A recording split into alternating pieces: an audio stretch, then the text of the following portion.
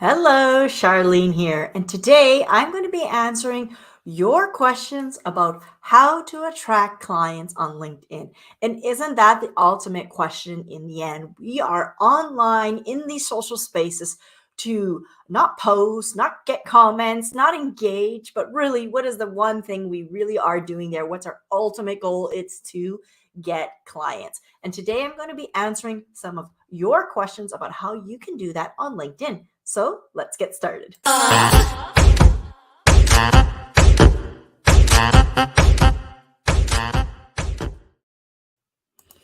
Hello, I am Charlene Tessier, the founder of Strength in Numbers, and I'm helping you to attract motivated prospects to your business. And today I'm talking about and answering all of your questions. And let me just get rid of that there. And my usual day is Thursday, but things have been just kind of a little bit crazy for me. I moved to a new place. That's why my office setup is still kind of, and even my live stream setup is just kind of all in flux. And I was really trying to come up with some ideas as to what would be some really great content for a live stream. And you know what? What I really, really love doing is answering your questions, because in the end, if you've got a question, there's very likely many others have that same question.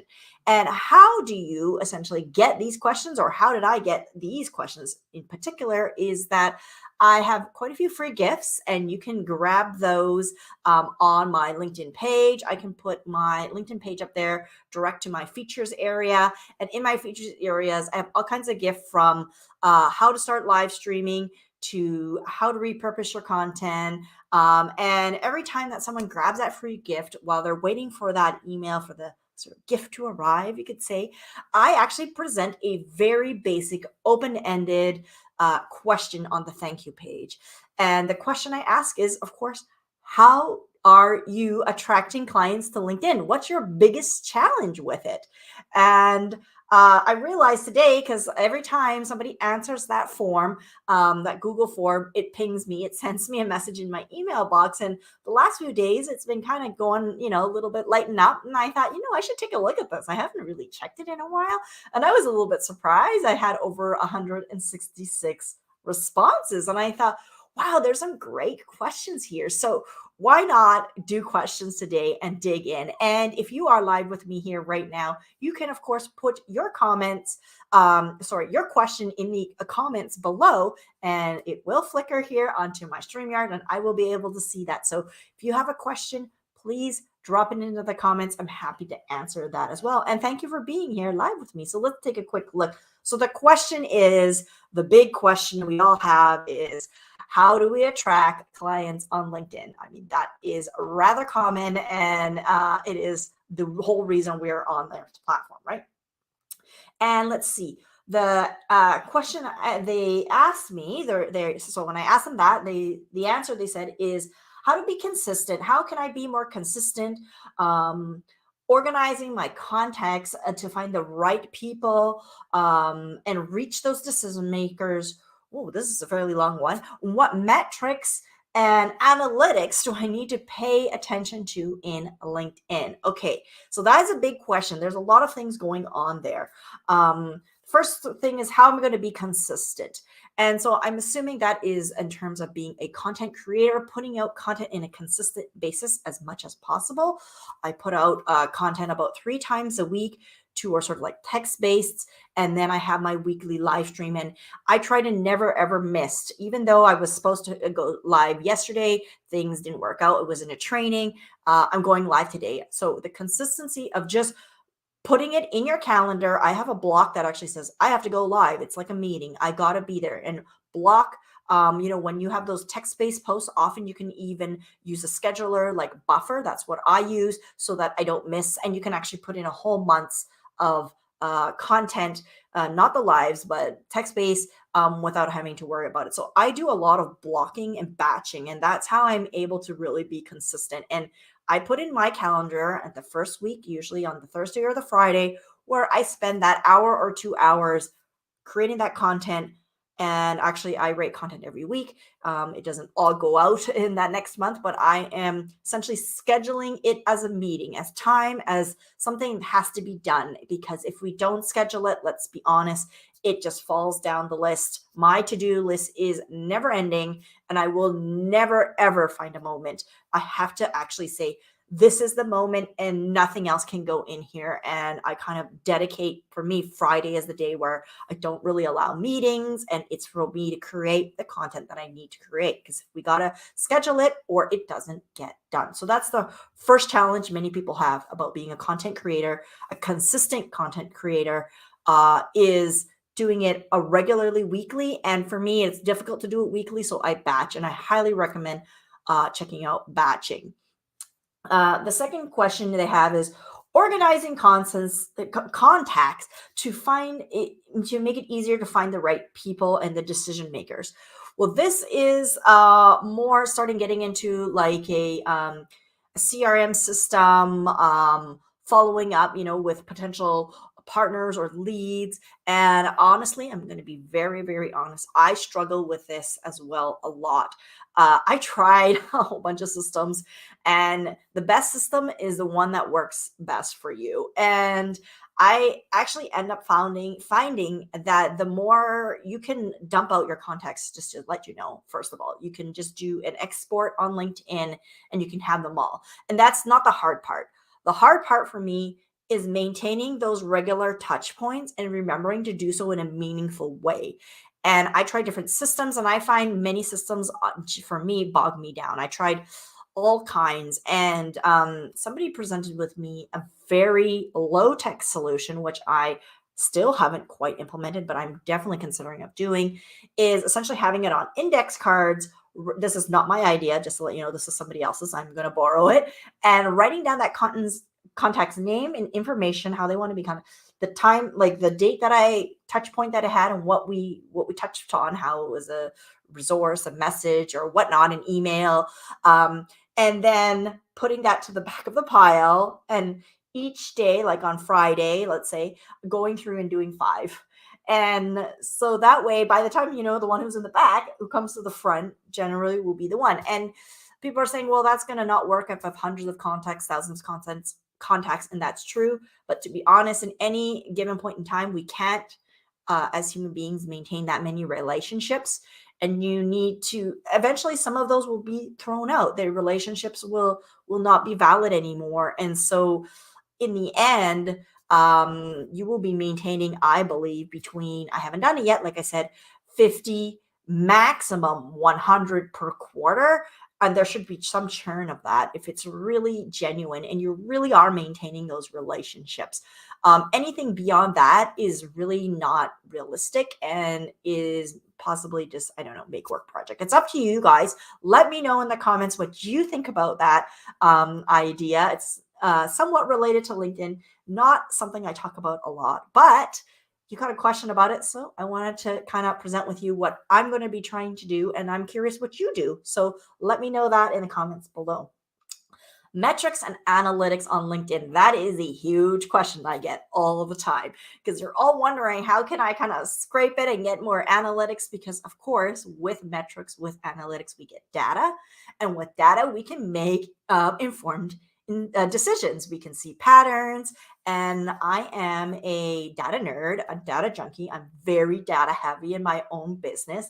I would say I spend most of my day. A lot of people think, oh, you're a content creator. You must be spent all your day making videos, and it must be so exciting making those thumbnails and these descriptions. That is not true. I probably spend at least 15% of my time, 50% of my time looking at like spreadsheets, at data, at Google Analytics data, at ConvertKit data, at LinkedIn data that's collected by my team.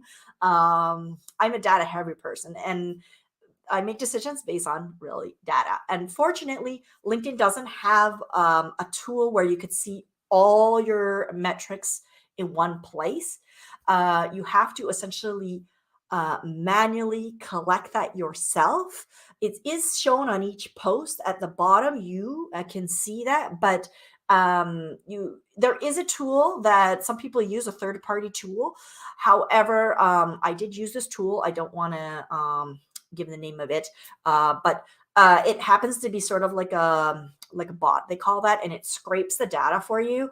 I got flagged on LinkedIn as a warning that I shouldn't be using that, and if I did, I would eventually get either banned or kicked out. And so I just stopped using it completely.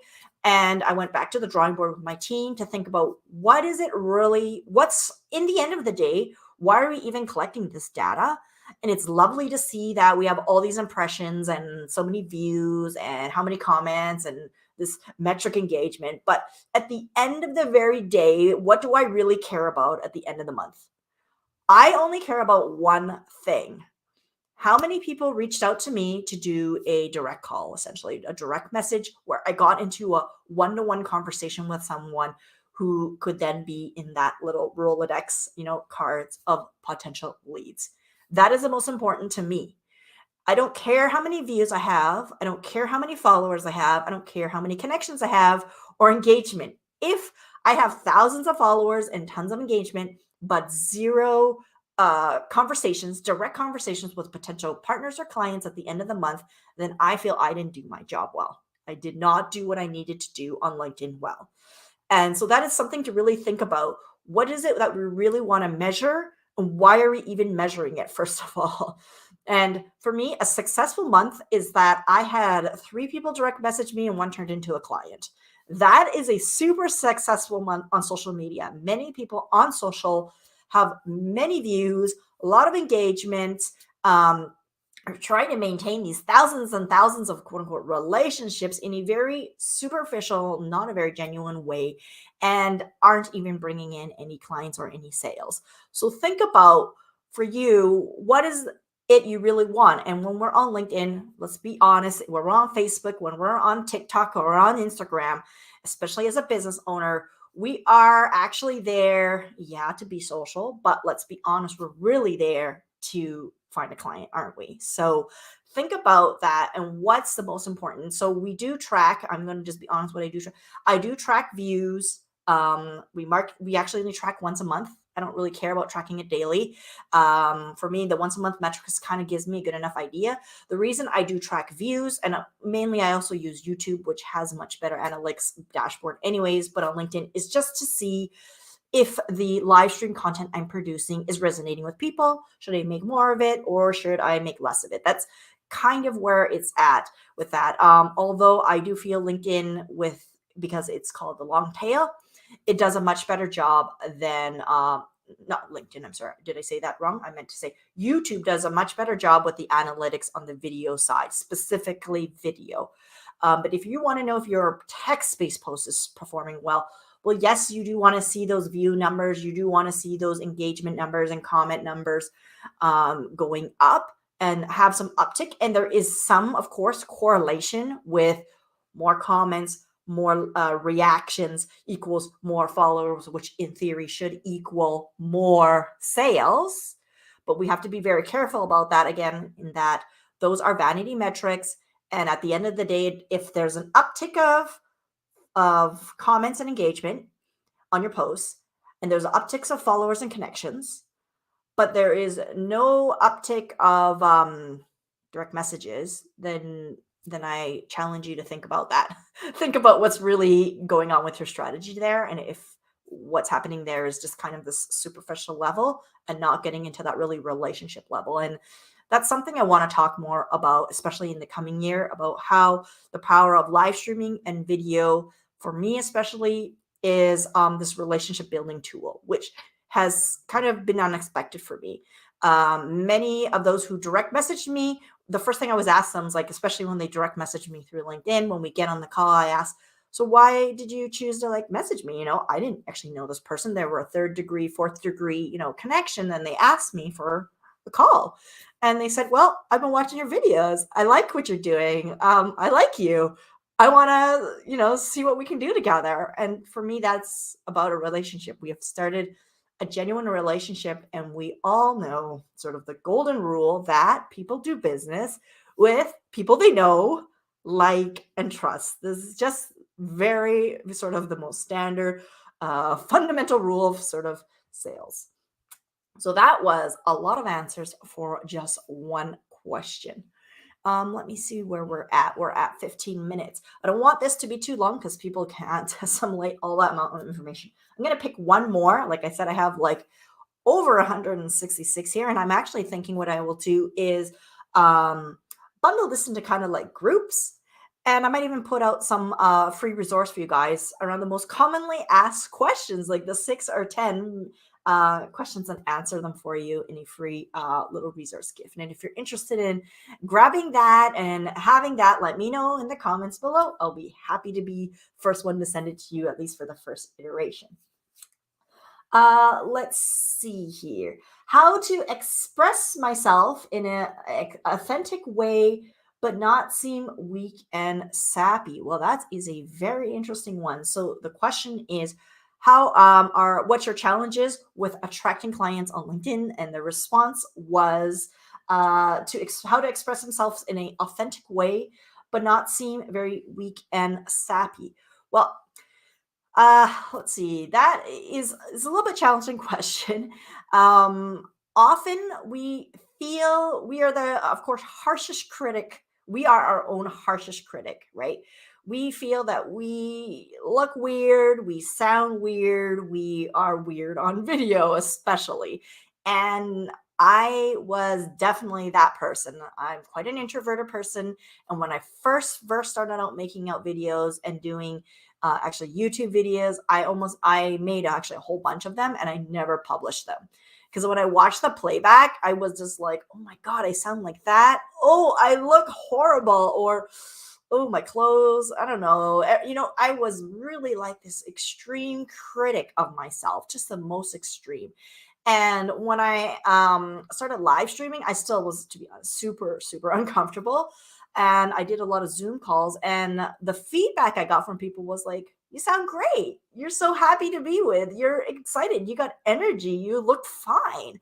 And yet I still, even now, I have a very hard time watching videos of myself playback. I cringe. I cringe. I mean, I think we are our harshest critic. And um this person who's saying that they don't want to seem weak and sappy, it's very likely that you might not sound like that at all. It's just your own perception of yourself. But what I would really recommend, so that you can have a plan of action and be on point to have a very authentic live stream that's going to deliver value to your audience, is at least have sort of a basic, what I call, framework. And it's very simple. It's not complicated at all. Start with the end, which is, what is the final message in one sentence? So final tip, the final whatever important point you want to deliver in this live stream, right? What's the final message you want? If people remember nothing but this one sentence, what would it be? So you start there, and that's kind of the summary, the end, and it's usually just one sentence. Then you're going to work your way kind of back up and present it with either talking points that are going to support that or explain that. You can use a story, you can use graphs, you can use pictures, you can use whatever you like to sort of support that main point. But everything you talk to should talk to that one main driving point, the main reason you're having this live stream. So you have essentially the summary, and then you have the body. So we're working our way up a little bit backwards. Then you're going to have your introduction, like I'm Charlene, all that. And before that, even, you're going to have what I have is called the hook. And you notice when I started my live stream, you might be jumping in the middle here, and that's okay. But whenever I start my live streams, I always start with the hook. I don't start with my name. I don't start with the title of my business. I don't start with what I do. Why? Because people are coming to see this content for a very selfish reason. They want to get answers for themselves. To be very honest, they really don't care, even if they do kind of know me. They don't care about my name. They don't care about how I help them. They don't care about that. They want that information. They want the hook.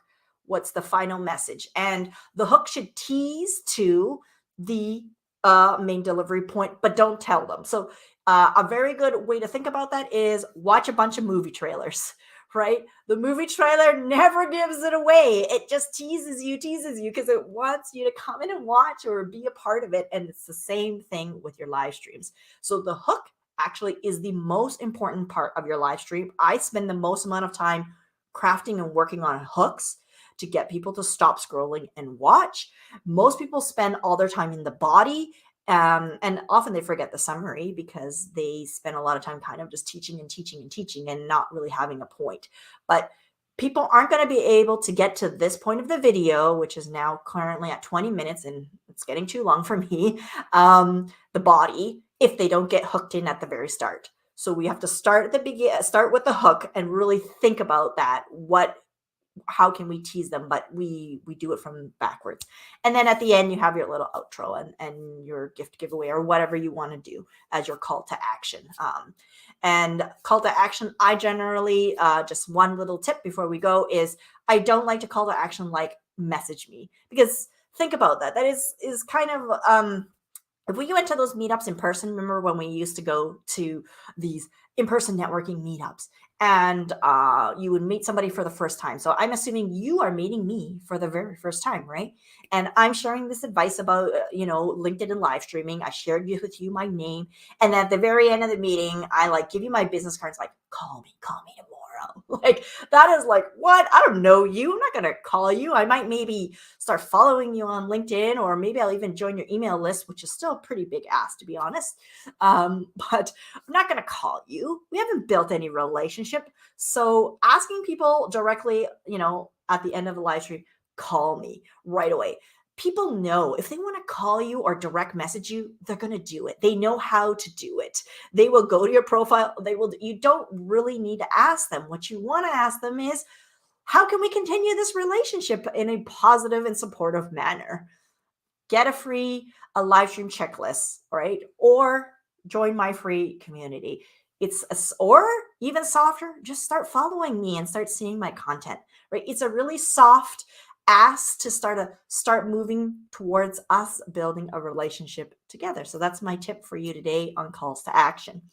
Well, we are at the end of today's live stream. If you have questions about LinkedIn and live streaming and how to attract clients in a very authentic way, then please drop those questions down below in the comments, or I'm very happy for you to pop over to my LinkedIn page, grab one of those free gifts in the featured section, or even direct message me your questions. I really appreciate you being here.